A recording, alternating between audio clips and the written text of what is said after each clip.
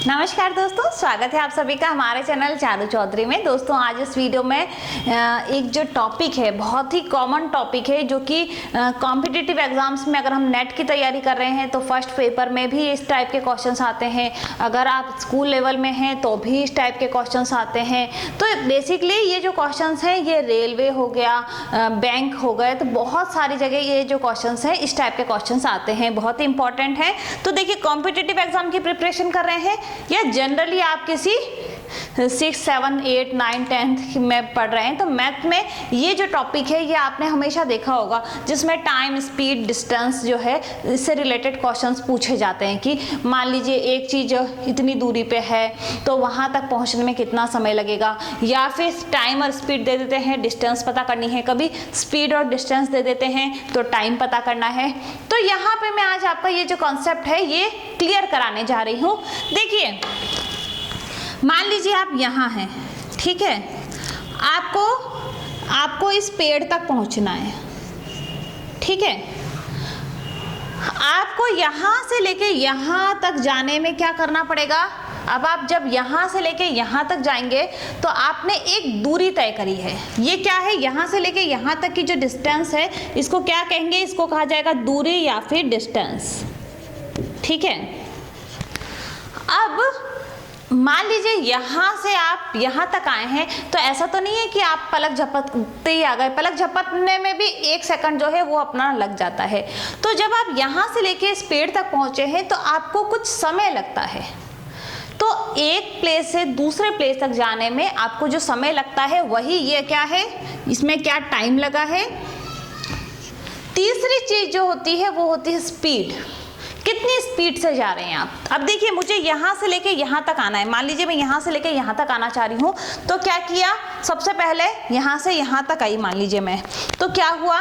यहाँ से यहाँ तक आने में एक डिस्टेंस कवर की मैंने। यहाँ से मैं वापस से होके इधर आती हूँ, तो क्या किया मैंने? यहाँ से यहाँ तक गई एक डिस्टेंस, वहाँ से वापस आने में भी डिस्टेंस जो है वो मैंने कवर की। अब यहाँ से यहाँ गई, यहाँ से वापस आई, तो कुछ समय लगा। तो या तो पूछा जाता है कि कितनी आप यहाँ से लेके वहाँ तक पहुँचे तो कितनी दूरी थी, या फिर देखा जाता है कि यहाँ से लेके वहाँ गए, वहाँ से वापस आए हो आप, तो कितना समय लगा। एक चीज तीसरी जो पूछी जाएगी, देखिए मैं बहुत आराम से चल के गई थी, हो सकता है मैं दौड़ के जाती, कहीं जाना है, तो स्पीड जो है वो भी बहुत इंपॉर्टेंट है। तीसरी चीज है स्पीड। तो चाहे आप पैदल चल रहे हैं, या फिर आपको बता दिया जाएगा कि आप हवाई जहाज में हैं, या फिर कह दिया जाएगा आप एक ट्रेन में हैं, एक ट्रेन यहाँ से लेके वहाँ तक इतने समय में इतनी दूरी तय करती है, तो उसकी स्पीड बताइए। तो इस तरीके के क्वेश्चन जो है वो पूछे जाते हैं। आप इनको गलत ना करें, इसके लिए मैं आपको यहाँ पर ईजी मेथड से समझाने की कोशिश करने वाली हूँ, ठीक है। तो यहाँ पे हमको क्या 3 चीज मिली? अगर कोई भी व्यक्ति एक जगह से दूसरी जगह पे मूव करता है, गति करता है ना, यहाँ से लेके एक जना यहाँ से लेके यहाँ तक पहुंचा है, तो क्या हुई? गति हुई ना, मोशन। तो क्या हुआ? ये हाथ में यहाँ से लेके यहाँ तक लेके आई, तो क्या हुआ? मोशन हुआ। तो यहाँ पे आपको डिस्टेंस भी है, स्पीड भी है और टाइम भी लगा है, तीनों चीज लगी है। तो इसीलिए ये क्वेश्चंस पूछे जाते हैं, जो कि बहुत इंपॉर्टेंट है। इनको हम रियल लाइफ में भी अप्लाई कर सकते हैं। तो क्या चीज निकली? 3 चीज निकली। टाइम लगता है कहीं जाने में, स्पीड भी बहुत मैटर करती है कि आप किस स्पीड से जा रहे हैं। जितनी ज़्यादा स्पीड से जाएंगे उतना टाइम जो है वो कम लगेगा। और तीसरी चीज़ क्या होती है इसमें? डिस्टेंस। तो अब यहाँ पे देखिए, अगर आपको टाइम निकालना है तो टाइम निकालने के लिए क्या होगा? Formula distance speed. क्यों हमने डिवाइड किया? कितनी स्पीड से आप डिस्टेंस पे पहुंच रहे हैं कहीं, इसलिए डिस्टेंस में स्पीड जो है उसका भाग दे दिया जाएगा। अगर आपको स्पीड दी हुई है, देखिए इसी एक हमको फॉर्मूला पता चल गया, उसी फॉर्मूले से हमारे बाकी जो 2 फॉर्मूले हैं वो बन जाएंगे। यहाँ पे हम स्पीड जो है वो देखना चाह रहे हैं, तो जब हम स्पीड देखते हैं तो क्या हो जाएगा? डिस्टेंस डिवाइडेड बाय टाइम, ठीक है। डिस्टेंस पता करनी, सॉरी स्पीड पता करनी है तो डिस्टेंस में हम टाइम को डिवाइड कर देंगे। तीसरा, अगर हमको ऐसा क्वेश्चन आता है कि आपको दूरी ज्ञात करनी है, डिस्टेंस ज्ञात करनी है, तो आपको क्या करना पड़ेगा, स्पीड इनटू टाइम।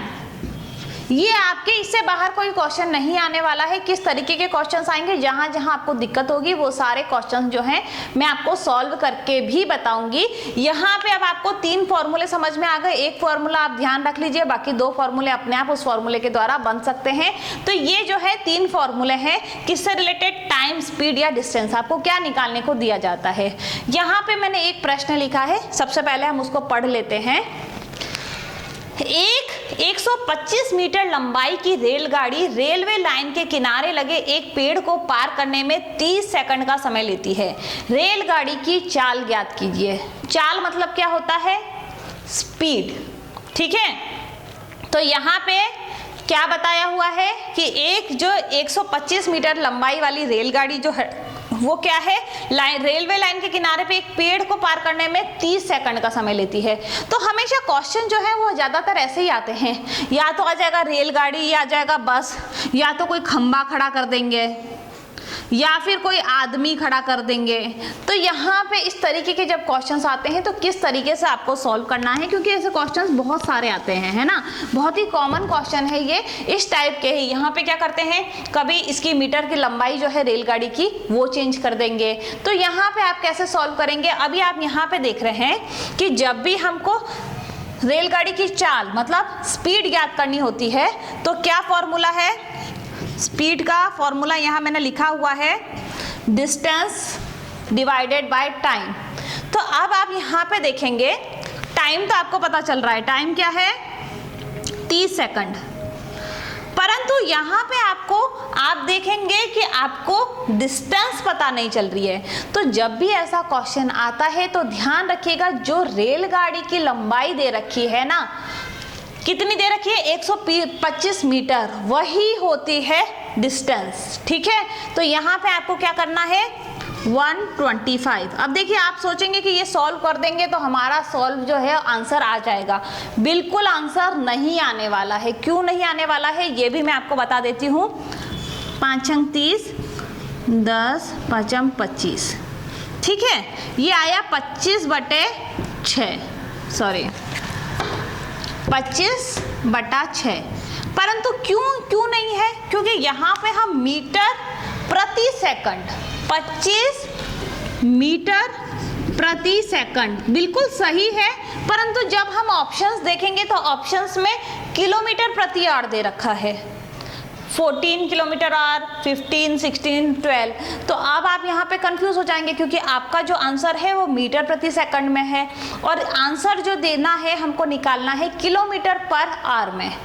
तब आपको क्या करना पड़ेगा, तब आपको कुछ भी नहीं करना है, आपको 25/6 इंटू 18/5 करना है। अब आप कहेंगे ये 18/5 कहाँ से आ गया, क्योंकि ये तो क्वेश्चन में है ही नहीं। अभी 18/5 कहाँ से आया ये बात भी मैं आपको पूरी एक्सप्लेन करूंगी। अभी यहाँ पे 18/5 एक बार सॉल्व कर लेते हैं।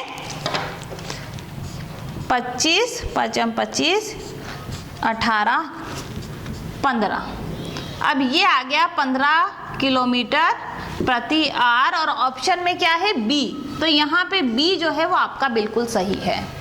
अब ये क्वेश्चन तो आपके माइंड में है कि 18/5 आया कहाँ से, तो वो मैं आपको बता देती हूँ। देखिए 18/5 के लिए क्या है, हमको क्या करना है, मीटर को किलोमीटर में बदलना है, ठीक है।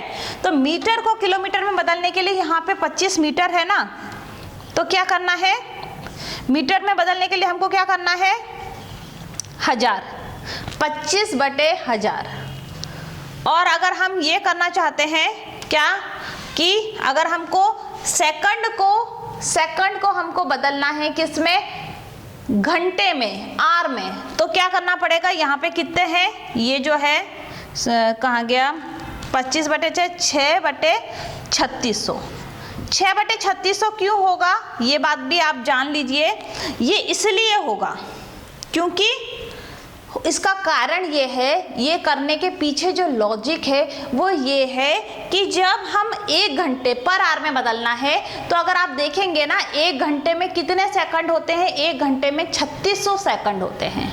तो आपको इस तरीके से करना पड़ेगा 25/1000, 6/3600, ठीक है। तो जब आप इसको सॉल्व करेंगे ना तब आपके आ जाएगा 18/5। इसीलिए 18/5, क्योंकि हमारे पास कॉम्पिटिटिव एग्जाम्स में इतना समय नहीं होता है, इसलिए आप डायरेक्ट 18/5 आप ले सकते हैं।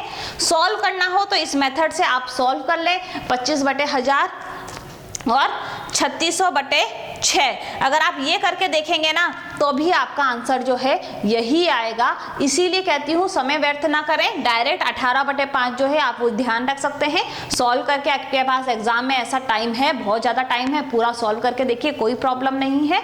परंतु 1000 में, क्योंकि 1 किलोमीटर में कितने मीटर होते हैं 1000, और 1 घंटे में कितने सेकंड होते हैं 3600।